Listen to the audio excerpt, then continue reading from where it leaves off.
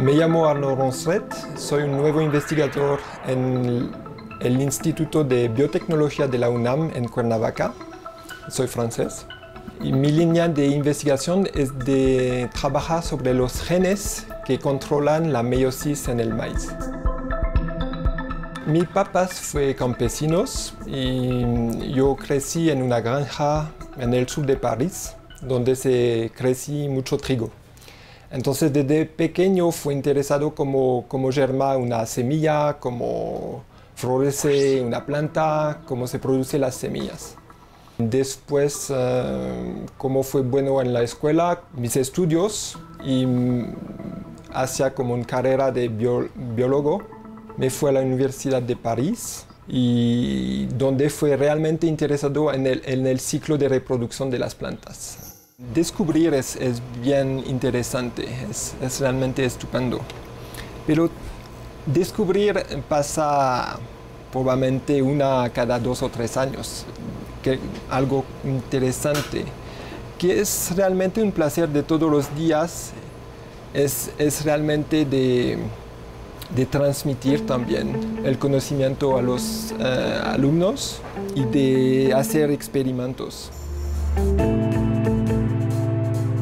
Estoy trabajando con maíz y me interesa mucho su ciclo de reproducción, cómo se produce una semilla. Entonces, las semillas vienen de un evento de polinización. El polen es la parte amarilla que sale de la espiga, que naturalmente vas a polinizar pelos de la mazorca. Y en un grano de polen tiene 2 células espermáticas que van a fecundar cada óvulo para producir una semilla.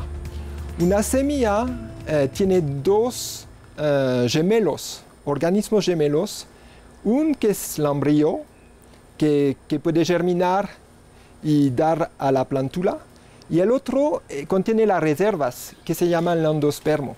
Es la parte que se come, que contiene todo el alimento para las plantas, pero los humanos lo usan para alimentarse. Esta fecundación es un proceso que doble el número de cromosomos, pero el número de cromosomos de una especie no varía.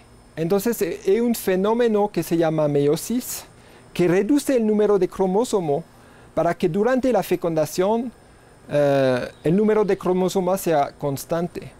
El maíz contiene, por ejemplo, 20 cromosomas. Entonces, cuando se producen el polen y el óvulo, el número de cromosomas pasa a 10. Y este mecanismo que reduce el número de cromosomas se llama meiosis. Y es justamente que estoy estudiando. Los estudiantes que quieren seguir qué hago pueden obviamente tratar de ser investigador, pero también trabajo en un laboratorio o pueden hacer trabajo en empresas que son importantes para producir y mejorar maíz o otras plantas.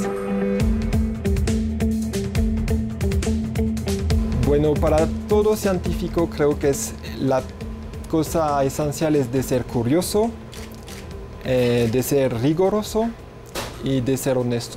Y de haber perseverancia para obtener trabajo es realmente esencial.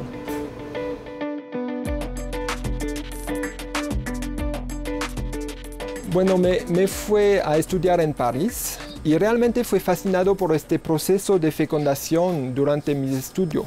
La doble fecundación en las plantas, cómo se producen unas semillas. Y fui a hacer mi doctorado en el sur de Francia, en la Universidad de Perpignan. Me fui a hacer un postdoc en la Universidad de Cornell, trabajando con maíz y Arabidopsis. Y desde este tiempo continuó esta línea de investigación trabajando con meiosis. Bueno, estoy realmente fascinado por la civilización que fue desarrollando con maíz. Entonces, toda la civilización olmecas, mayas, incas, aztecas. Y también estoy apasionado por la vida de los científicos que han cambiado realmente la vida de de este planeta.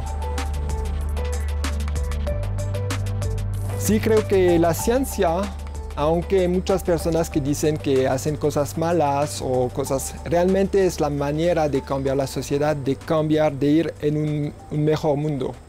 Y entender los procesos de qué pasó alrededor de nosotros es esencial.